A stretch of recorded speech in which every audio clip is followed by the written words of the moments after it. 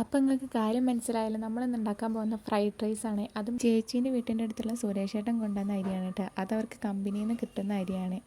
ഇനി ഇത് ഓയിൽ ചൂടായി കഴിഞ്ഞാൽ അതിലേക്ക് വെളുത്തുള്ളി ഇഞ്ചി ഇട്ടിട്ടൊന്ന് വഴറ്റിയെടുക്കും. അതിലേക്ക് ക്യാരറ്റ്, ക്യാപ്സിക്കൻ, ഒണിയൻ, ബീൻസ് ഇത്രയും ഇട്ടൊന്ന് വഴറ്റിയതിന് ശേഷം ആവശ്യത്തിനുള്ള ഉപ്പും കുറച്ച് സോയാ സോസും കൂടി ചേർത്തിട്ട് ഒന്നും കൂടി വഴറ്റിയെടുക്കുക. ഇനി എരിവിന് ആവശ്യത്തിനുള്ള കുരുമുളകും കൂടി ഇട്ട് കൊടുത്തതിന് ശേഷം നമ്മൾ വേവിച്ച് വെച്ചിരിക്കുന്ന ബസ്മതി റൈസ് അതിലേക്ക് ഇട്ട് കൊടുക്കുക.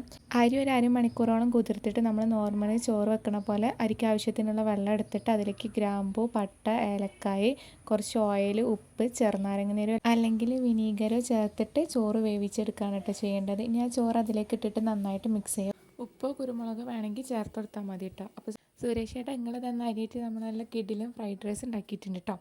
ചില്ലി ചിക്കൻ്റെത് അടുത്ത വീഡിയോയിൽ ഇടട്ടോ. അപ്പോൾ എന്തായാലും ട്രൈ ചെയ്ത് നോക്കും. ബൈ.